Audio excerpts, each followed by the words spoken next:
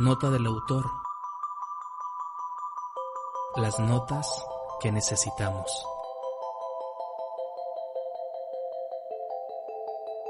Bienvenidas, bienvenidos. Gracias por encontrarnos de nuevo.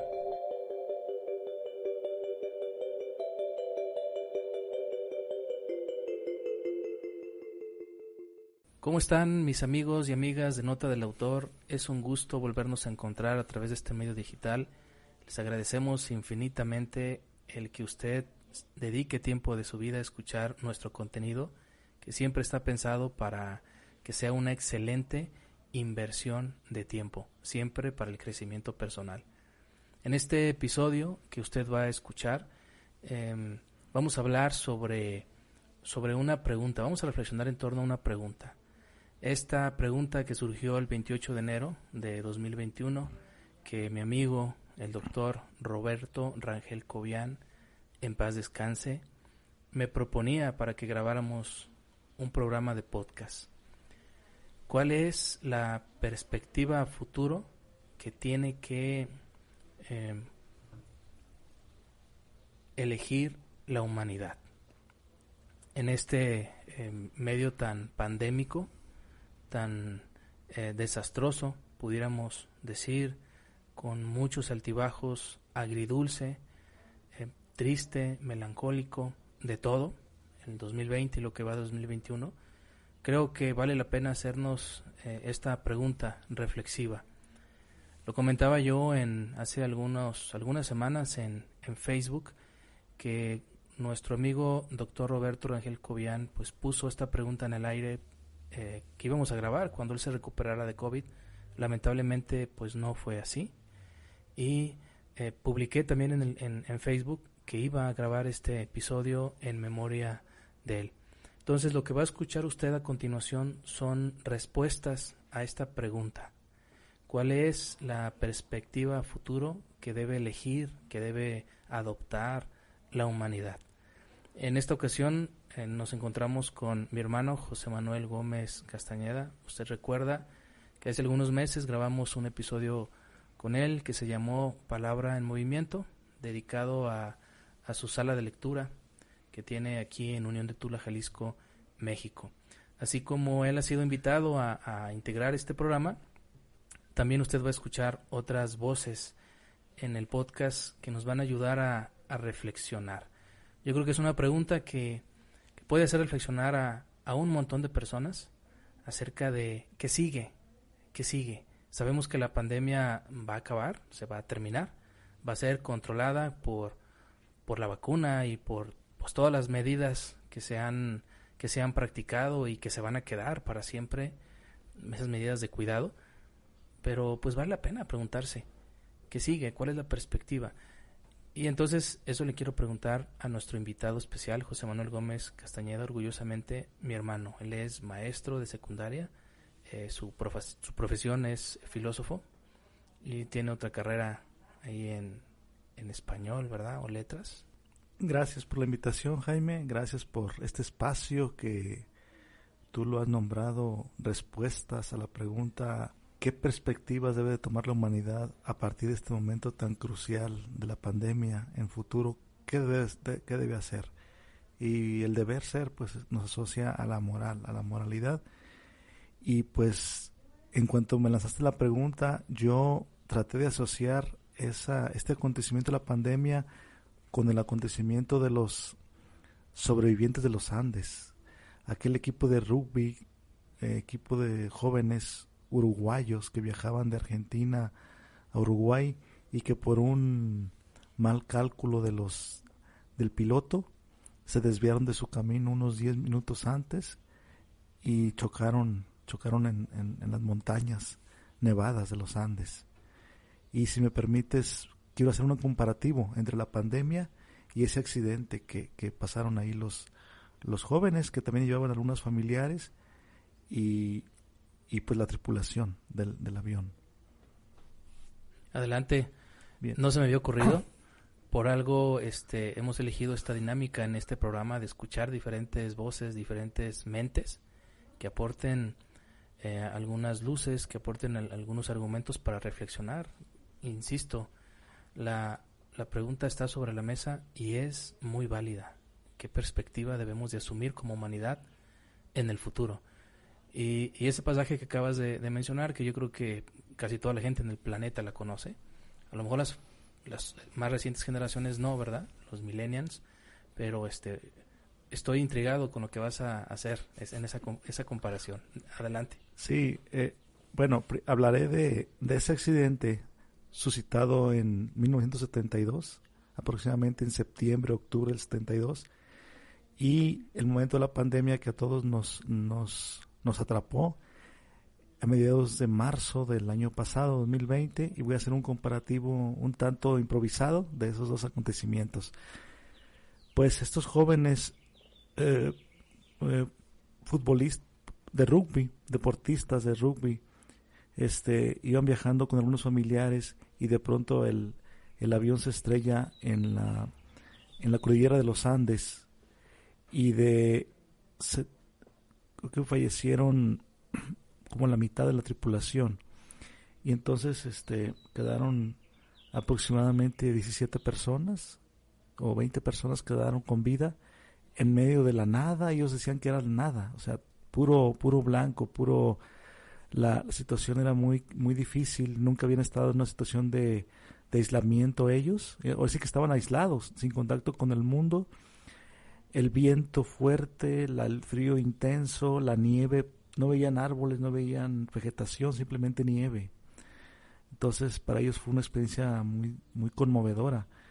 Poco a poco fueron encontrando algunos víveres, chocolates, vino tinto que llevaban consigo, y eso los mantuvo con vida mucho tiempo.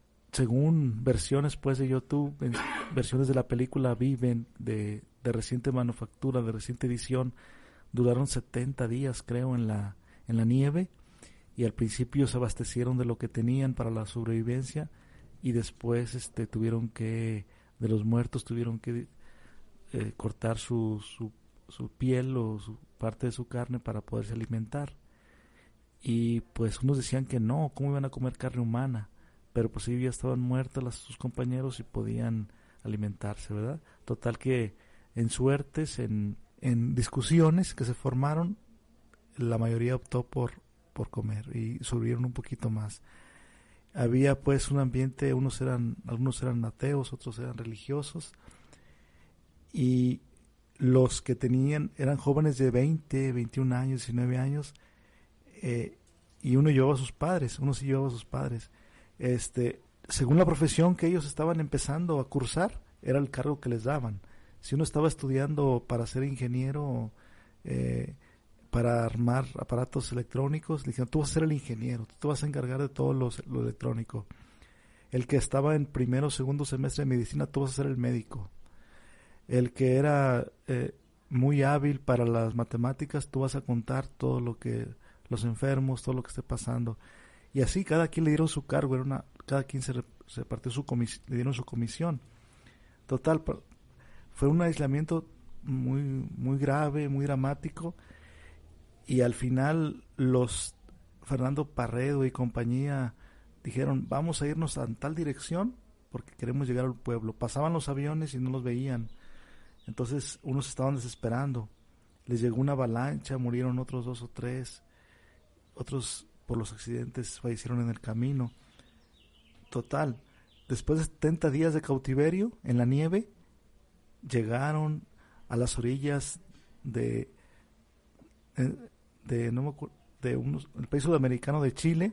Vieron a lo lejos un señor, le hablaron, ese señor los alcanzó a ver, le mandaron un mensaje en una piedra y dijeron, somos los jóvenes que hace tiempo se perdieron en los Andes. Algunos papás de ellos con dinero habían contratado avionetas para buscarlos y los rescataron. Fue un hecho insólito que, como dice mi hermano, a gran parte de la humanidad conmovió, y lo que ellos acumularon de experiencia después lo han ido compartiendo en conferencias. Actualmente algunos se dedican todavía a compartir ese acontecimiento y otros quieren olvidarlo, quieren olvidar ese pasaje, no quieren saber de prensa, no quieren saber de que se hable de ese acontecimiento. Creo que todavía quedan los 17 que sobrevivieron al final todavía quedan con vida, no ha fallecido nadie.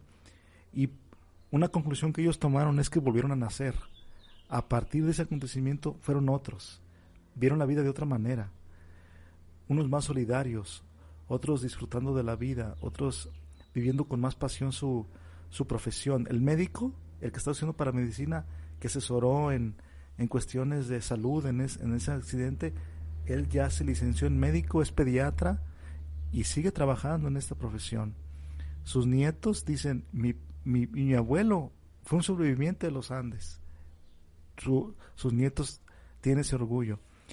Y lo que quiero rescatar es de que cuando dos de los sobrevivientes llegaron pues a las orillas del país de Chile, uno de los rescatistas a uno le dio 5 panes y entonces a su compañero le dio 1 y él se quedó con 4. Y el compañero que le dieron 1 dijo, oye, seguro nos dieron 2 porque tú te quedaste con 1 y yo con otro. Y dice, no, yo me quedé con 4. Y dice, oye, pues tan pronto se te olvidaron las enseñanzas que hicimos allá de compartir allá en los Andes. O sea, ya al verse con ventaja, son 5 panes, yo me quedo con 4 y le doy 1 a mi compañero, como que de pronto se le olvidó que tenía que compartir todo, porque en ese aislamiento tomaban como 2 gotitas de vino cada quien para poder sobrevivir, y el chocolate también lo cortaron y para que para todos alcanzara. Y dicen, bueno, entonces, ¿cómo somos la humanidad? Aprendiendo algo del aislamiento y todo eso, en cuanto nos vemos libres de esa situación, volvemos a nuestras prácticas anteriores de egoísmo. Eso quiso decir el joven, dice, oye, te dieron un pan y a mí otro, ¿verdad? Dije, no, discúlpame, yo nomás te di 1. O sea, entonces, total, aprendieron muchas cosas porque dijeron que volvieron a nacer. Me salgo de ese acontecimiento del suceso de los Andes y ahora asisto a la pandemia. Todas estas situaciones de medidas de aislamiento, de estar en reposo en casa al principio durante los meses de marzo, abril y mayo pasado, que se nos prohibía salir a los parques, hacer convivencias familiares, hacer todas las actividades en casa. Para países desarrollados tal vez sí les funcionó por el nivel económico que tienen, pero en países en vías de desarrollo como es México, pues eso era prácticamente imposible porque la gente va al día en sus ocupaciones, en sus actividades económicas y tenían que salir a trabajar para poder sobrevivir, para conseguir el pan de cada día. Las medidas de aislamiento también me cuestionaron a mí en lo particular qué importante es la salud, la higiene personal, el lavarse las manos, el bañarse seguido, los alimentos preparados con higiene. Todo eso a mí me llegó en ese tiempo de aislamiento. Porque sí, yo al principio me lavaba mucho las manos, seguido, cada media hora o así. Y tal vez movido por el temor. Pero ahora que ya estamos a 1 año de esa situación, veo la importancia de guardar la higiene, ¿verdad?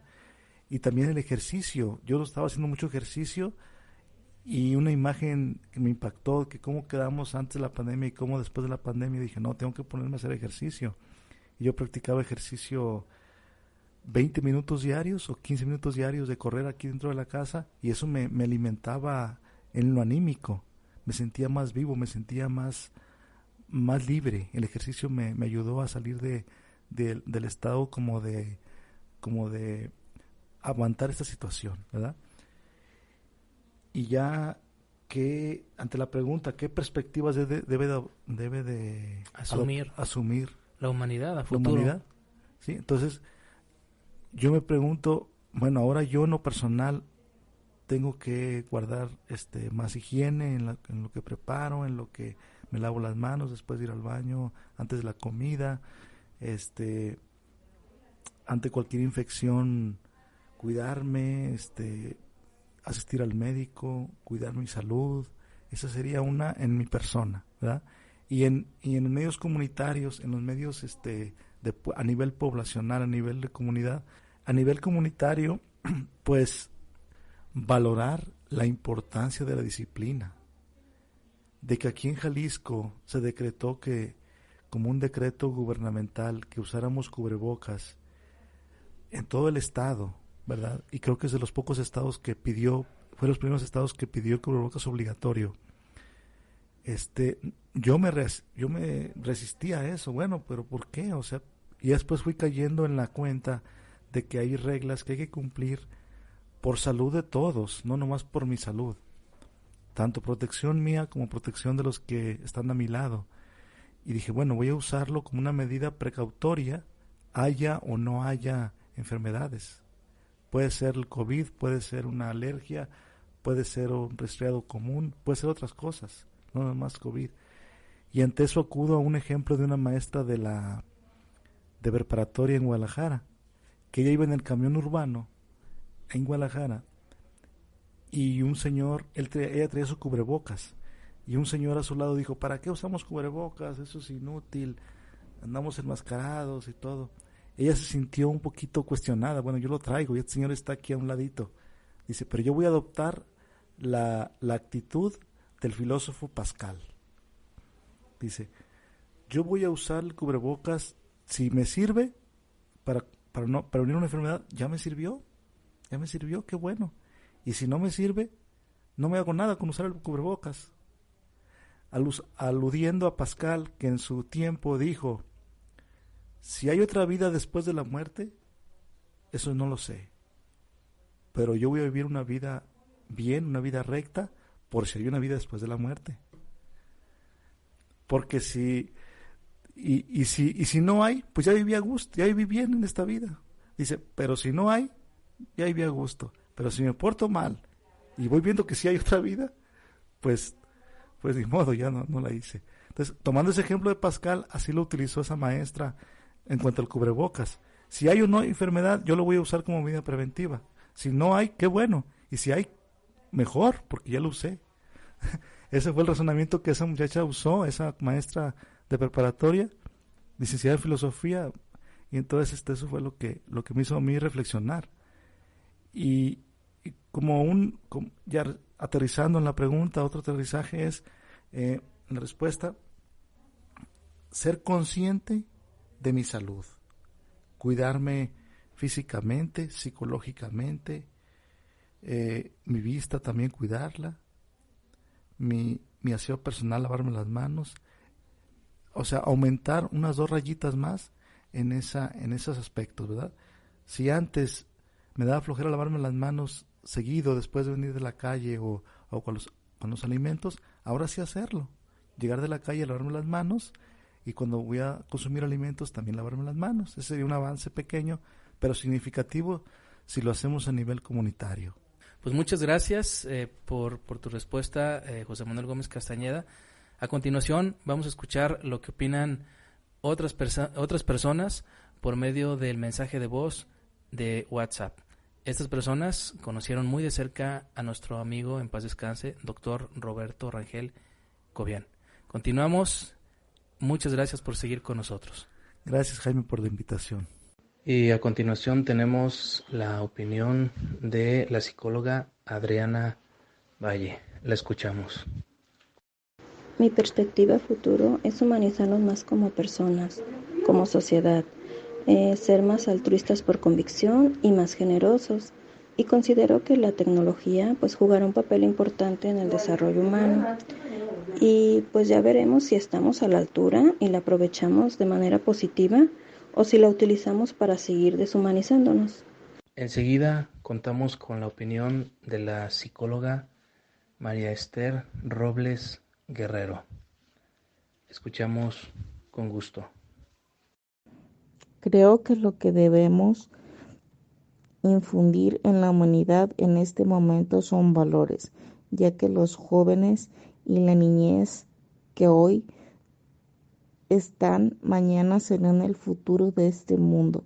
Y si nosotros como sociedad en este momento inculcamos amor, respeto, sinceridad, honestidad, tendremos más oportunidad de que se genere una humanidad con mayor calidad y calidez, porque estos valores los transmitirán a las generaciones siguientes y tendremos oportunidad de que éstas tengan una mejor calidad de vida, ya que pueden luchar por vivir en armonía. Amigos, pues continuamos con este episodio en memoria del doctor Roberto Rangel Cobian. Él y yo nos contactamos a través de WhatsApp y quisimos grabar un episodio con un tema que él sugirió. ¿Cuál es la perspectiva futuro que la humanidad debe asumir? Y él decía que estamos como en un after party después de la fiesta, donde pues estamos como que nostálgicos, con miedo, impotentes, pues en el contexto de la pandemia. Y que sería bueno pensar cuál es la perspectiva a futuro que debe asumir la humanidad. Desafortunadamente, pues pasó un mes, mi amigo Roberto pues se agravó y pues sucedió lo que no queríamos que sucediera. En esta ocasión, pues viajamos hasta Encinas Reales, España, con nuestro amigo de nota del autor, Antonio Jesús Ramírez Pedrosa. Él es poeta, él es escritor, él es matemático y lo hemos invitado para que nos ayude a reflexionar en torno a esta pregunta que es muy válida, es perfectamente válida. Nuestro amigo creo que puso sobre la mesa un tema muy reflexivo que, haciendo un análisis retrospectivo, pudiéramos también investigar qué pensaba la humanidad hace 40, 50 años de su perspectiva a futuro. ¿Fallaron? ¿Acertaron con lo que estamos viviendo? ¿Quién sabe? Entonces, es una pregunta que traspasa los tiempos. ¿Cuál es la perspectiva que la humanidad debe asumir? Y que es bueno reflexionar. Entonces, pues nuestro buen amigo Antonio Jesús Ramírez Pedrosa nos regala unos minutos para responder esta cuestión tan interesante. Antonio, bienvenido nuevamente a Nota del Autor y va a ser muy enriquecedora, quiero decir, muy enriquecedora tu opinión respecto a esta pregunta que nos dejó en la mesa nuestro amigo, que en paz descanse, Roberto Rangel Cobian. Bueno, Jaime, pues muchas gracias por invitarme, ¿sabes? Como siempre, es un placer estar aquí en este pequeño rincón que ofreces para compartir la opinión y todas nuestras inquietudes. Me entristece mucho lo que me cuentas de tu amigo, lo leí en Facebook hace, no sé si un mes o un par de meses y la verdad fue un golpe porque, como hemos hablado, este tipo de cosas al final, el tener planes por hacer y que algo tan repentino lo evite, te conlleva un sufrimiento adicional, ¿no? Porque siempre se queda ahí la sensación de qué podría haber pasado, de qué hubiese tratado esta charla, ¿no? Entonces, en parte, creo que este hueco que me da también me alivia en ese sentido, porque creo que entre todos podemos aportar nuestro granito de arena a lo que tu amigo pudo ofrecernos en ese momento. Estoy convencido de que nada de lo que digamos puede acercarse a su idea o a lo que él pudiese exponer, pero creo que ese concepto o esa perspectiva de futuro que debería continuar o debería afrontar la humanidad, ¿no? De cara quizá a los próximos 5 o 10 años o de cara a los próximos 20, visto desde el punto de vista de distintas personas, podríamos llegar a algo que podríamos sacar algún factor común, ¿no? Algunos conceptos clave que sí podrían ser común a todos. Entonces, bueno, como hemos hablado en algún momento, a mí lo que más me preocupa ahora mismo en cuanto a la perspectiva de futuro de la humanidad o de la sociedad tal y como la conocemos, es que nos estamos abandonando mucho a la evolución tecnológica, creo yo, a este entretenimiento continuo por aplicaciones móvil, contenido audiovisual que nos hace pensar lo mínimo, ¿no? Y creo que también eso está provocado porque vivimos en un continuo estado de estrés que nos lleva a buscar una vía de escape por cualquier sitio. Entonces, es verdad que, por ejemplo, cuando tienes un día complicado en el trabajo y sales y por lo último que quieres es pensar, ¿no? O encontrar algo que te haga pensar un poco más o plantearte dudas existenciales que en ese momento no te apetece tener, ¿no? Y puede ser que nos abandonemos a lo más simple, a un contenido vacío, a aplicaciones que continuamente nos están incitando a gastar más tiempo en ellas. Y creo que ese es el problema, que gastamos nuestro tiempo y no lo invertimos, ¿no? Entonces, como perspectiva de futuro, de cara a los próximos años, dependerá mucho también de las generaciones más jóvenes, porque yo creo que son las que más se ven afectadas por este tipo de nuevas tecnologías y estos medios. Aunque si lo pensamos bien, yo creo que hace 100 años, 150, 50, no hace tanto quizá, ¿no? Pero siempre ha habido este tipo de dudas, ¿no? Sobre, bueno, y cuando había un cambio grande, como hemos hablado hace poco, ¿no? O la revolución industrial, o con los viajes en avión, o los primeros viajes espaciales incluso, ¿no? En plan, ¿qué pasa ahora con la sociedad? Cómo va a evolucionar la humanidad a partir de ahora? ¿Qué cambios puede provocar este tipo de desarrollo? Y ahí, en ese sentido, creo que es una pregunta que nos hacemos nosotros de forma no continuamente, ¿no? Pero alguna vez seguro que nos la hemos planteado. Nuestros padres seguro que se la han planteado, nuestros abuelos. Y yo hablando ahora desde mi punto de vista de cómo estamos, de haber visto cómo la pandemia creo que ha roto una evolución que llevábamos, ¿no? Porque al final, los últimos años estaban suponiendo un cambio a mejor en cuanto a la tolerancia, creo, ¿no? Que la gente viese que hay más personas distintas a ellos, con ideas totalmente distintas, con aportaciones muy distintas y a la vez muy importantes, ya sea y ricas también, tanto a la cultura, ¿no? Como a la ciencia, no sé. Y creo que con el tema de la pandemia nos hemos vuelto unos consumidores, pero casi enfermizos de contenido vacío que nos llena la cabeza de pajaritos y que nos hace, creo que como formar parte de pequeñas sectas en las que creo que la sociedad se está dividiendo ahora.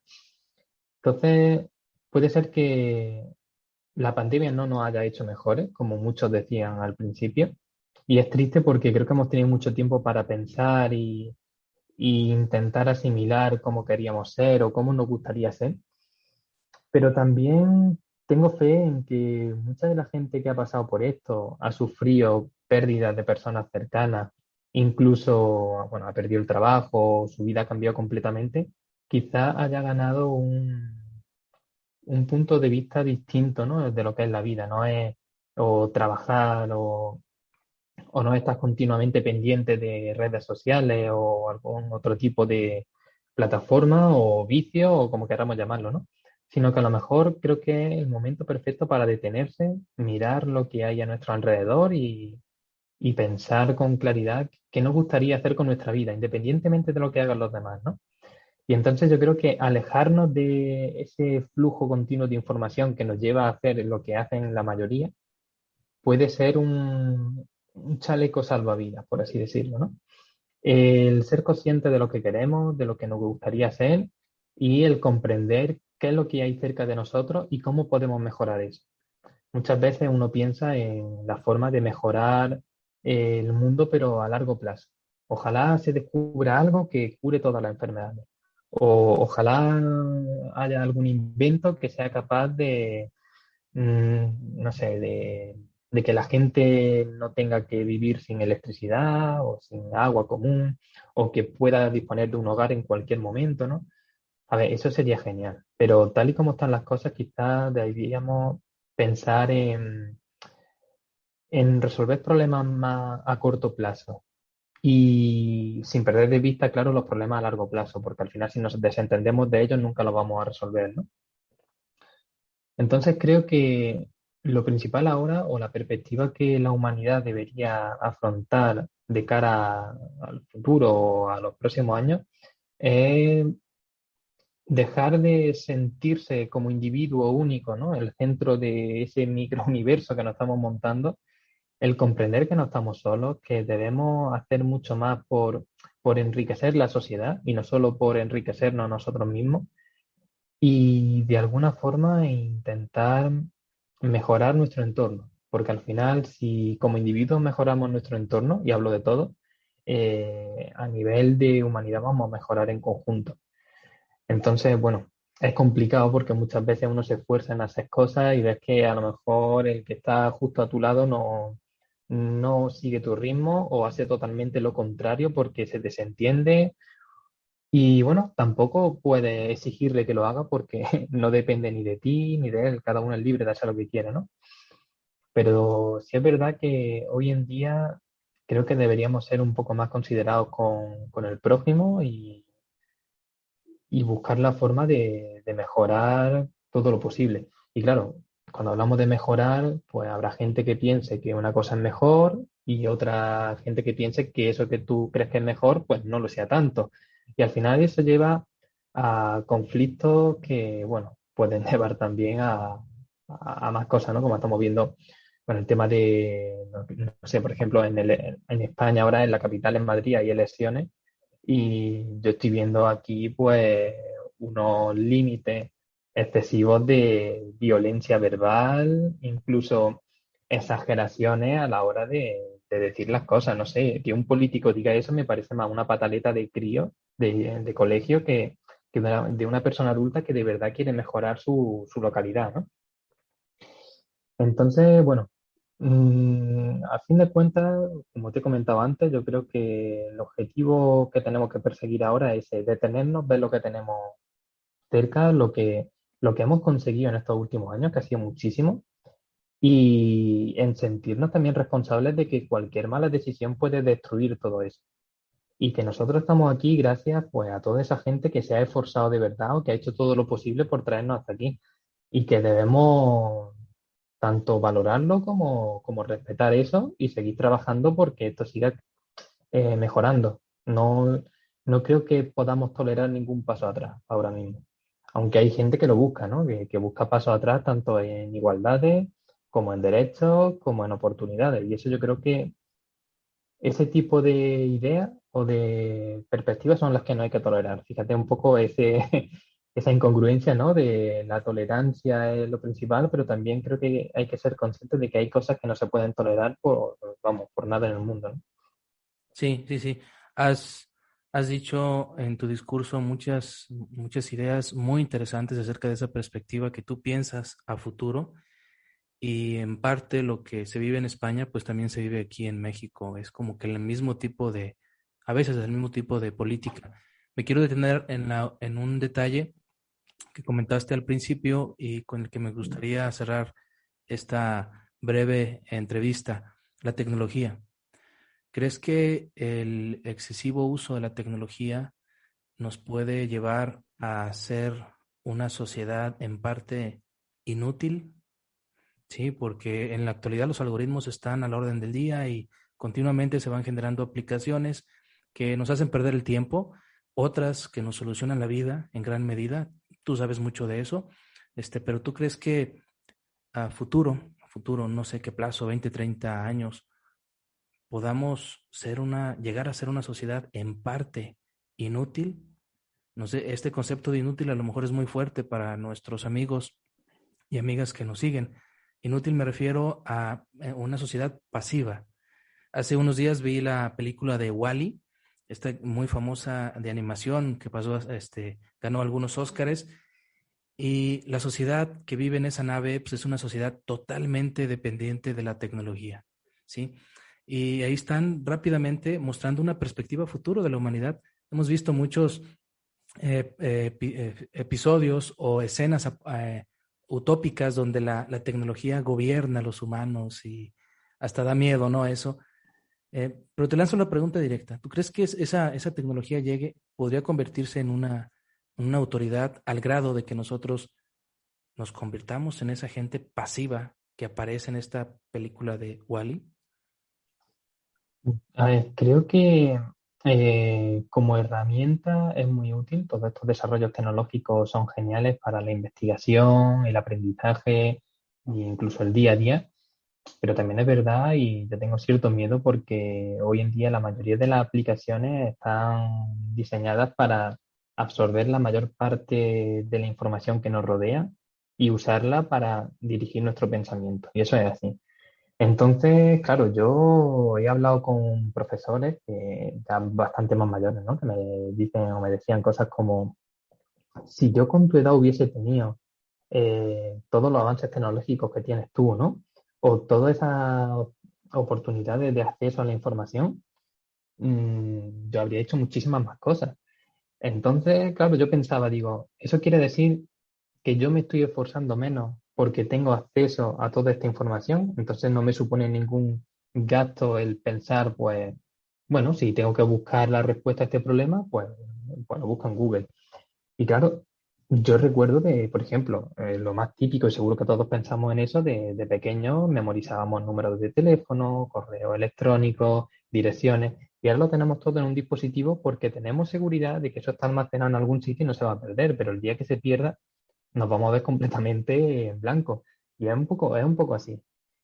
Entonces, claro, la mayoría de las aplicaciones, y con esto hablamos sobre todo de las redes sociales, que son las que nos absorben la mayor parte del tiempo, se están convirtiendo en una especie de jaula, porque nos tienen ahí, nos relacionan con personas que supuestamente tienen nuestros mismos gustos para que podamos interactuar con ellas, para que nos sintamos cómodos, para que incluso personas que no están bien en el día a día, en su entorno físico, ¿no? Puedan encontrar un lugar digital en el que poder ser ellos mismos o expresarse de una forma distinta. Y al final eso conlleva a que todo nuestro pensamiento lo traslademos a un mundo que no existe. Y entonces, claro, eso puede llevar a que como personas no nos volvamos inútiles, pero sí nos volvamos más que, ¿cómo llamarlo? Unos artesanos de las herramientas que tenemos, nos volvamos en realidad una herramienta de este tipo de aplicaciones.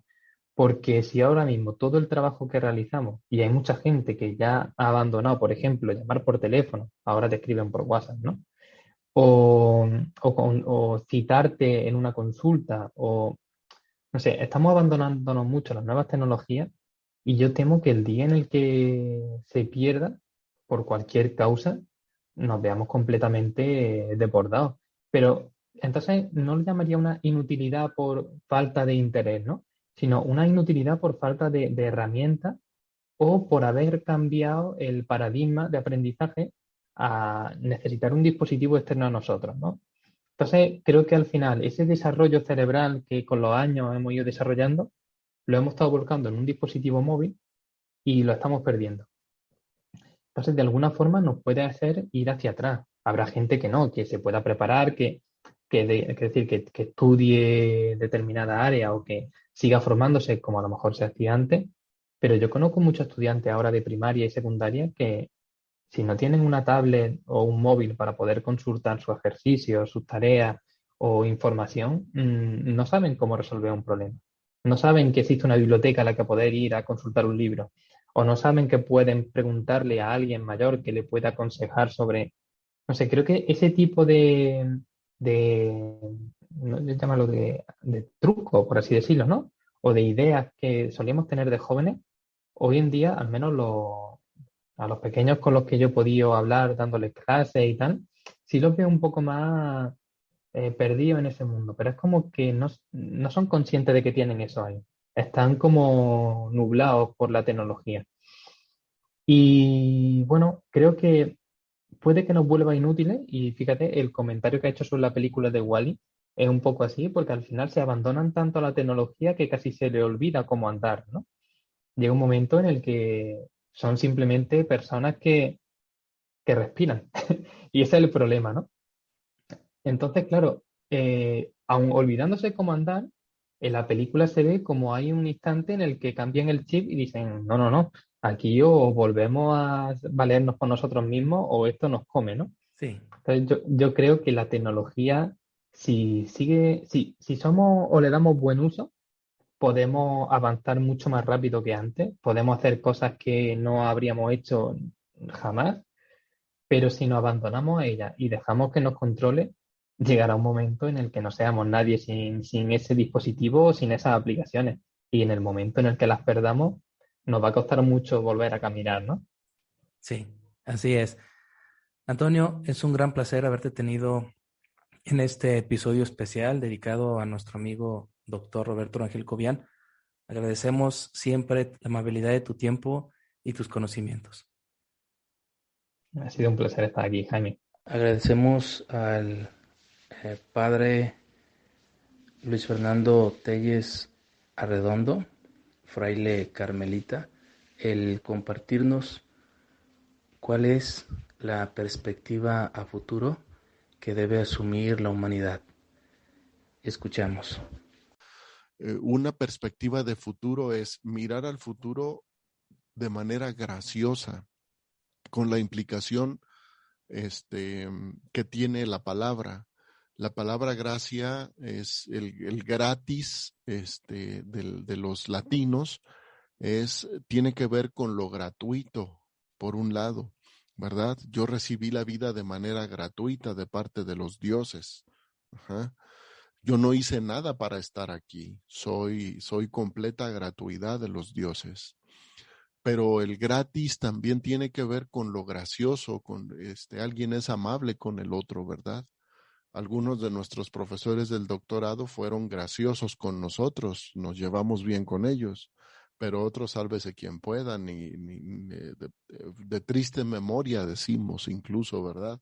En el discurso, en el speech, decimos fulano de tal de triste memoria, porque fue pésimo para lo que lo habían mandado fue pésimo, ¿verdad? Entonces, también la gracia tiene que ver con esto. Y finalmente, pues la gracia teológica que abarca estas dos maneras, la gracia de Dios que el cardenal Ranner, el padre Ranner, es un teólogo del Concilio Vaticano II, yo creo que uno de los pensadores más preclaros del cristianismo del siglo XX. En él fundamos muchísima de nuestra teología contemporánea, la tomamos a partir del pensamiento del padre Ranner, y él dice que la gracia, bueno, no lo dice él, pues, o sea, él lo actualiza de esta manera de los padres de la iglesia, diciendo que la gracia es la presencia de Dios entre nosotros. Ajá. La gracia es la presencia de Dios entre nosotros, que se convierte en una experiencia de Dios, en esta cercanía de amabilidad con el otro. Y cuando nosotros logramos una experiencia, entonces ya no nos podemos quedar con ella, necesitamos compartirla. Y él dice en una frase famosísima, es así como ¿cómo se llama? Él dice, él lo está escribiendo a finales de los años 60, lo que te voy a decir. Y es impresionante porque le da el golpe de manera muy puntual a la pregunta que haces respecto de como homenaje a tu amigo fallecido, ¿verdad? Primero, no es donde quiera que estés, ¿sí? Es amigo mío. No sé si tu amigo haya sido creyente, ¿verdad? Sí, fue creyente. Ok, amigo mío, ya que estás en la presencia amable de Dios, que es misericordioso sin medida, no es en cualquier lugar, ¿sí? Nuestra perspectiva de futuro es que nosotros vamos a estar en la presencia de Dios. Ajá. Y hay una especie como de chiste, porque lo platicaba así uno de mis profesores de la teología, decía, cuando muramos nos vamos a encontrar con 3 sorpresas. La primera sorpresa es que nos vamos a encontrar con que nosotros estamos en el cielo. La segunda sorpresa nos vamos a encontrar con que nos encontramos en el cielo con quien más queríamos encontrarnos, ¿verdad? Qué alegría volver a verte, ¿verdad? En esta analogía de la presencia con el otro, ¿no? Y la tercera sorpresa es que nos vamos a encontrar con quien menos pensábamos encontrarnos, ¿verdad? Porque Dios es completa misericordia. ¿Eh? Sí. Entonces, primera cosa, nuestra perspectiva de futuro es el encuentro de los santos, la presencia de Dios es esta presencia santificante, ¿verdad? Y esto para nosotros es esperanza con mayúscula, no chingaderas. Perdón la palabra emanada de un lenguaje universitario, de un doctorando, que yo no tengo pues los documentos que tú tienes del doctorado, pero de todas maneras, ¿verdad? Disculpado. Entonces tiene que ver con la presencia de saber que nuestra perspectiva de futuro, en palabras de otro teólogo, es un teólogo francés católico también muy potente, no tan potente como Ranner, pero igual muy potente, Salvador Pied-Ninot, dice, esto no puede terminar aquí, ¿verdad? Sería muy chafa que esto se acabara aquí, ¿verdad? Sí, es Sí, porque verdad. nosotros estamos hechos para la trascendencia, estamos hechos lo que está más allá, ¿verdad? La trascendencia que tiene que ver con el brincar, con el quiero ir del otro lado del río, ¿verdad? En esta Exacto. mitología de la muerte, que tiene que ver mucho con la mitología griega, ¿no? De atravesar el río, de ir al lugar de los muertos, de ir a donde está el Hades, ¿no? Y yo creo que también esto tiene que ver con este momento de vida-muerte que estamos pasando. Tú y yo, Jaime, llevamos varias pandemias, solo que esta como que nos está afectando de manera como muy curiosa. Este, Nos tocó ver cómo iniciaba el tema del SIDA, ¿verdad? Y Claro. yo he enterrado amigos y amigas que han muerto de VIH, ¿verdad? Y a mí me tocó, viviendo en la Ciudad de México, la epidemia, no es pandemia, la epidemia esta del H1N1, H1N1, sí. N1, sí. Y yo no vi morir a nadie en esa epidemia, ¿verdad? No se murió nadie. Se murió una amiga años después en Tijuana por falta de atención, ¿verdad? Pero la vacuna ya estaba lista, fue un movimiento impresionante. Sé que murió gente, pero no murió nadie cercano a mí, ¿verdad? No murió nadie cercano a mí. Nos encerramos 2 semanas en el convento. Los estudiantes estuvieron dos semanas encerrados y fue cuando pude terminar mi tesina de teología, ¿verdad? Entonces, para mí las pandemias son momentos muy creativos, ¿verdad? Sí, De igual, mucha gracia, de también para mucha mí. gracia. Entonces, ¿qué podemos sacar de esto? Yo soy de extracción campesina, tú lo sabes. Los primeros 17 años de mi vida los viví en una comunidad indígena en Michoacán. Y para nosotros es muy importante el estiércol que se le pone el estiércol y los animales muertos que se ponen en los lugares de sembradío que se convierten en abono. Es decir, la tierra se hace más fuerte para ser más productiva cuando hay descomposición biológica, Sí, ¿verdad? Ajá. Entonces, si nuestros muertos no se convierten, en este caso tu amigo, el doctor, si nuestros muertos no se convierten en abono para la humanidad, esto valió madre. O sea, nuestra perspectiva de futuro es que no servimos ni con el abono de nuestros muertos, ¿verdad? Entonces, esta es otra cosa, ¿verdad? Y bueno, este sería como un bloque, ¿verdad? Que tiene que ver como recapitulando, con el tema de la gracia, ¿verdad? Es, esto es un momento de gracia, nos dice el Papa Francisco. Necesitamos salir de esto de una manera renovada como humanidad. Si salimos los mismos interesados, violentos, exigiendo nuestros derechos, no viendo al otro, no viendo al pobre, no viendo al rico, no viendo al que sufre porque tiene mucho o porque no tiene nada, no viendo al otro, ¿verdad? Entonces esto de nada bailó sirvió. Berta, sí, no sirvió, ¿verdad? O sea, no se convierte para nosotros en un acontecimiento fenomenológico de plenitud para la humanidad, ¿verdad? Es otro acontecimiento más que seguramente va a aparecer en los libros de historia, pero no tendrá una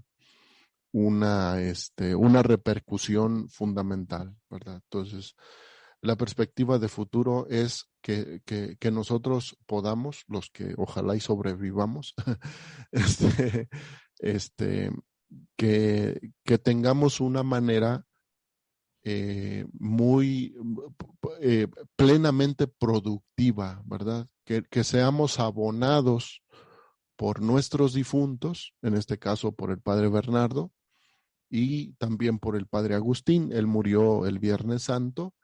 El padre Agustín, un gran músico, un gran predicador, un gran líder religioso, ¿verdad? Un cura de cepa, un hombre que no se imaginaba su vida sin el apostolado, ¿verdad? Y el último año y medio lo vivió ahí en el Centro de Espiritualidad en Guadalajara. En donde el apostolado pues es una cosa completamente diferente, ¿verdad? No hay templo, no hay confesiones, son grupos, son movimientos, son talleres de desarrollo humano y espiritualidad, es acompañamiento humano, es todo esto. Y él, de una entereza y de una adultez magnífica, era referencia para los estudiantes de teología, es decir, vivió de manera muy adecuada este último año y medio de su vida, sin decir, es que yo siempre fui superior, yo siempre fui el párroco, yo siempre fui el apaga las mechas, ¿verdad? De una manera muy sencilla. Yo creo que nos enseña mucho en una perspectiva de futuro el Bernardo Txehaibart joven, comprometido, ¿verdad? Y nos enseña mucho Agustín, adulto, entregando su vida en los últimos momentos. Él murió en el Hospital General ahí de Guadalajara, en Belén, en el Hospital de Belén, y le daba ánimo a los otros enfermos, ¿verdad? Estaban dado al catre él mismo, con respirador y todo, y hombre, échenle ganas, miren que Jesús los está con ustedes y tal, ¿no? Y celebró la Pascua con ellos. Y luego se murió. Increíble, increíble. Sí, Padre sí. Luis Fernando Telles Arredondo, a quien cariñosamente le decimos Luis Fer. Quisiera detenerme en dos aspectos que has mencionado que me parecen de suma importancia. La primera metáfora de la muerte, de algo, quiero entender que de algo sirve que se mueran las personas. Si asumimos esa analogía que dices que el excremento de los animales o ciertos animales muertos sirven de abono para que para que surjan las plantas, el alimento. Entonces, ayúdame a comprender esta metáfora, porque a veces la gente que trabaja el duelo, que está en duelo y que ¿sabes? Tienes que olvidar, tienes que asimilar la pérdida, casi, pues ya, sácalo de tu mente, pero tú nos hablas de aprovechar esa muerte, de sacar el abono de esa muerte, de ese ser querido. Es ahí donde me cuesta trabajo ahorita asimilar de qué manera puede servir de abono, siguiendo tu metáfora, la muerte de un ser querido. Eso es por una parte. Y la otra, no sé por qué rayos me llegó a mi mente la frase que está en las Escrituras: dejen que los muertos entierren a sus muertos. ¿Qué tiene que ver esta frase que me brincó ahorita con la otra metáfora? La repito, ¿de qué manera va a servir de abono la muerte de mi ser querido? Bueno, las analogías sirven hasta que sirven, porque luego hay que aventarlas por la ventana, porque nos quedamos con la analogía y se nos olvida lo analogado. Sí. Esta es una discusión desde la Edad Media, entonces, pero bueno, vamos a aprovechar la analogía en el sentido, bueno, no sé, yo creo que tú tienes más fresco el tema del ciclo del duelo propuesto por el doctor Juan David Nacio, que luego de una manera bastante violenta, Jorge Bucay se piratea, ¿verdad? Así es, se Sí, comercializa y bueno. Pero bueno, Jorge Bucay, dejemos de decir que es un pirata y convirtámoslo en un divulgador de ciencia. Efectivamente. es uno de los últimos elementos del proceso de duelo, ¿verdad? Después de pasar de la negación, del dolor, de la ira, llega un momento a la concepción, a la apropiación creativa, Sí. ¿verdad? Del acontecimiento de pérdida. En este caso estamos hablando, pues, de la muerte biológica, ¿verdad? Y fíjate, o sea, en cristiano no tendríamos que llamar muerte biológica, tendríamos que llamar la muerte zootécnica. Ah, caray. Porque bios es, en griego, es la palabra que se utiliza para la vida de las plantas. Algo es biológico en la vida de las plantas. Pero zoe, esta palabra zoe en griego, es la que utiliza el Nuevo Testamento para hablar de la vida humana, de la vida con conciencia. De una manera muy simpática, de ahí viene zootecnia, ¿verdad? La vida de los animales, ¿verdad? Ajá. Entonces nosotros no nos moremos biológicamente, nos morimos zootécnicamente porque somos animales con conciencia, ¿verdad? Entonces es muy simpático. Es diferente cortar un manojo de alfalfa para hacer agua, ¿sí? Eso es una muerte biológica, ajá, a que se muera una persona o que se muera, en este sentido, a que se muera nuestra mascota, ¿verdad? Esa es una muerte zootécnica, la otra es biológica. Simpático, un rollillo allí que, bueno, los filólogos tienen mucho más que decir, ¿verdad? Yo nada más, ladro porque me sé el tono.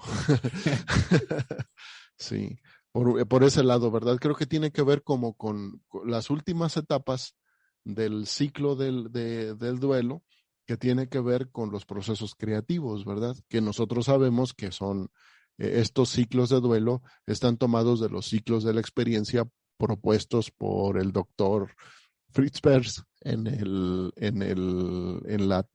la técnica y la teoría de la psicoterapia Gestalt. Sí, sí, muy bien ilustrado por Joseph Zinker en Sí, el yo creo libro que del proceso creativo. Yo creo que Zinker es el maestro en eso, ¿verdad? Por ahí hay otro señor que se apellida Robin, no sé si ya lo has oído, es un gestaltista francés. Me parece que sí.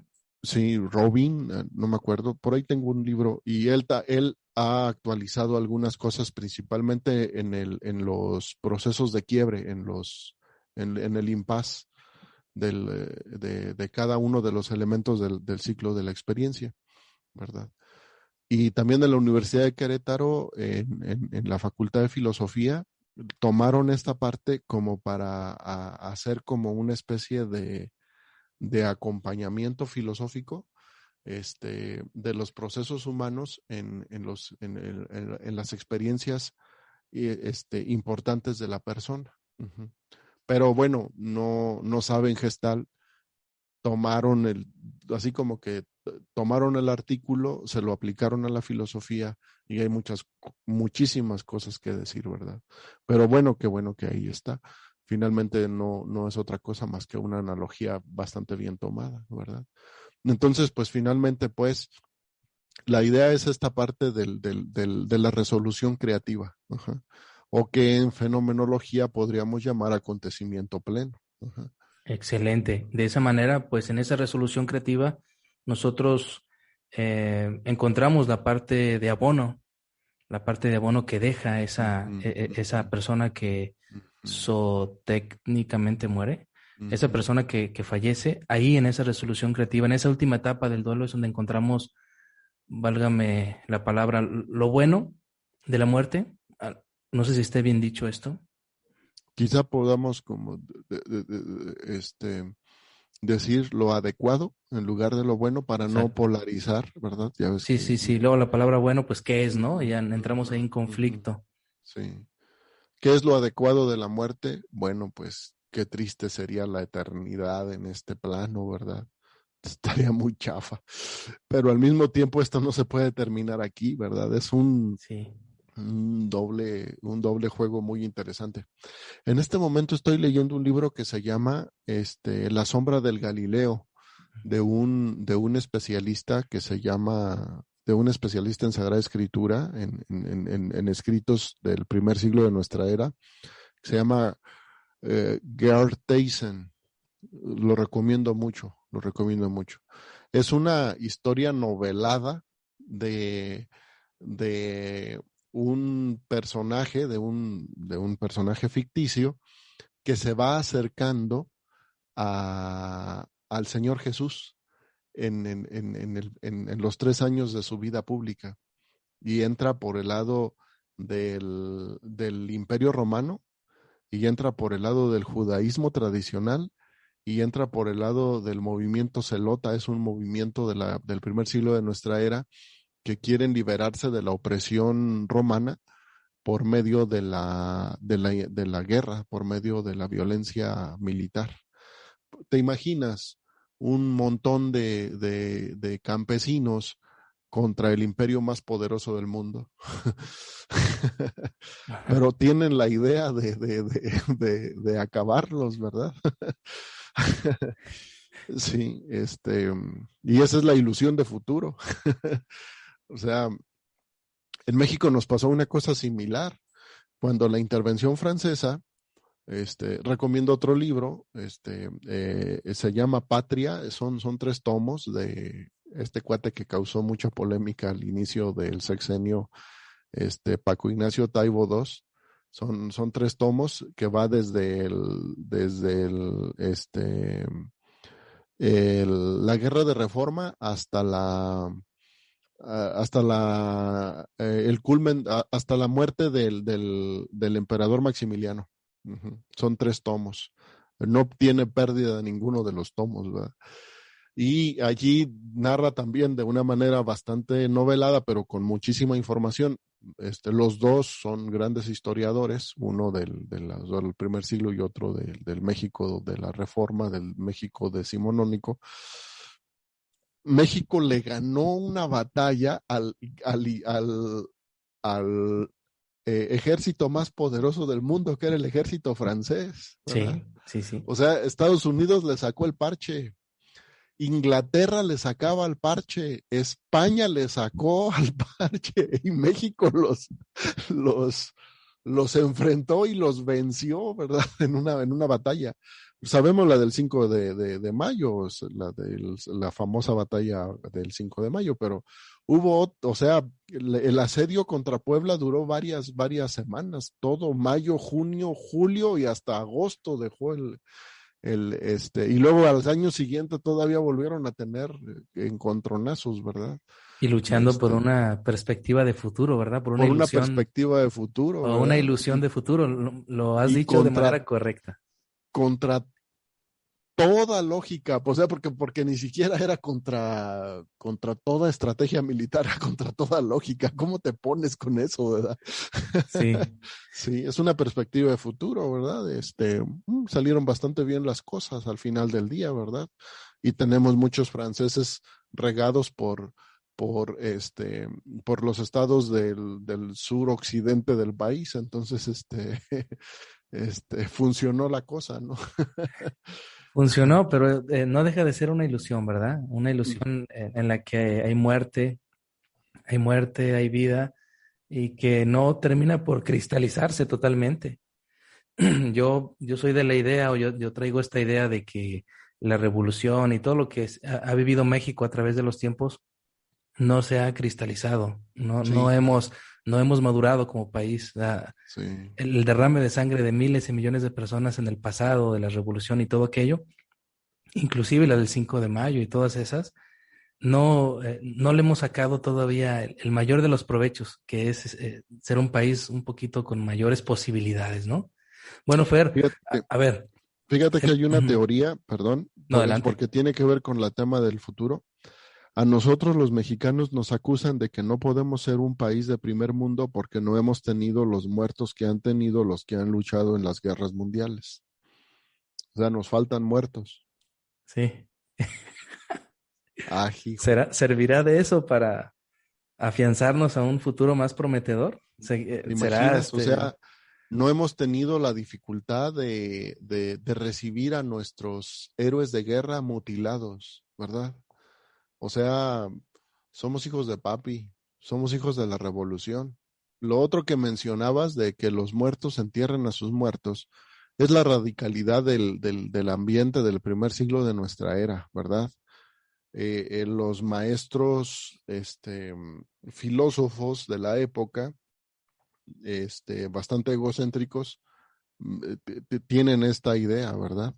Platón, Aristóteles, Cicerón, Alejandro Magno, y el mismo Señor Jesús, dicen, esta es la verdad y entonces hay que seguirla a como dé lugar hasta las últimas consecuencias, ¿verdad? Para nosotros en cristiano, estas palabras del Evangelio tienen muchísimo sentido porque en la afirmación de fe de la resurrección de nuestro Señor Jesucristo es, deja eso porque si tú quieres liberar a tu muerto, hay que ir a la resurrección del Señor Jesús, ¿verdad? Era lo que reflexionaba en la reflexión del domingo pasado de la homilía de la provincia. Decía yo, la esperanza de la resurrección tiene para nosotros 3 canales muy fuertes. Deja que los muertos entierren a sus muertos, para nosotros tendría 3 categorías.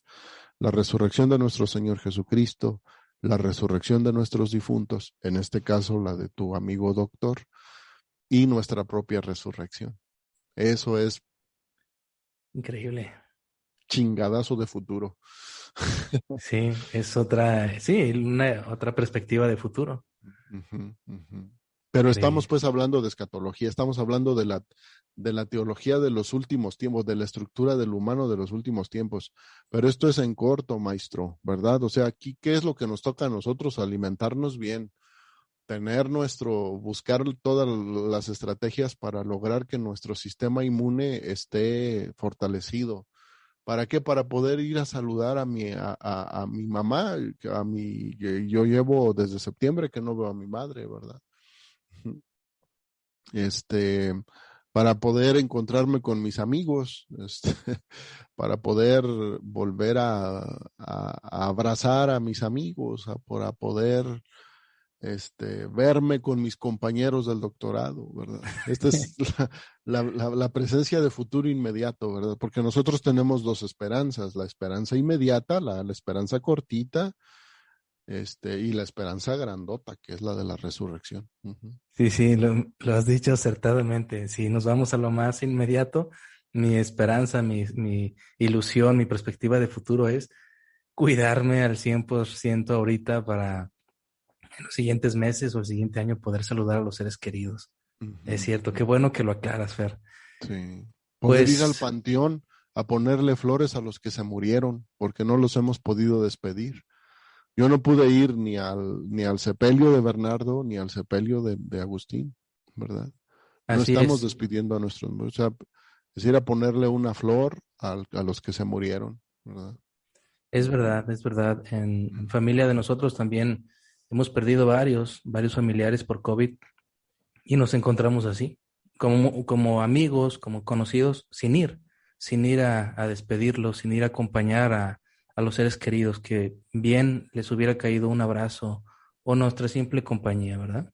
Muchas gracias, Fer. Agradecemos infinitamente tu tiempo, tu espacio para Nota del Autor. Has dado el clavo en tu reflexión, en muchos puntos muy interesantes que yo estoy seguro que a nuestra audiencia le va a hacer reflexionar, le va a hacer pensar en su perspectiva a futuro. A fin de cuentas, yo creo, no sé lo que tú pienses, la perspectiva a futuro, hablando de la inmediatez, es personal, ¿sí? Habrá una colectiva, habrá una como país, que ahorita con los partidos políticos hacen unas perspectivas de futuro bien idealistas, pero al fin de cuentas, cada quien tiene que crear su propia perspectiva de futuro, bueno, tomando en cuenta las que hay en lo micro, en lo macro y en lo más allá, ¿verdad? Definitivamente. Sí, que nunca se nos olvide nuestra perspectiva comunitaria. Somos para el otro. Así es. Muchas gracias, amigos y amigas de Nota del Autor. No se olviden de visitar nuestro blog, nuestros artículos. Siempre será una excelente inversión de tiempo que va a impactar en su crecimiento personal. Gracias y hasta la próxima. Sígase cuidando, que aún no se termina la pandemia. Gracias por escucharnos. Hasta la próxima nota del autor.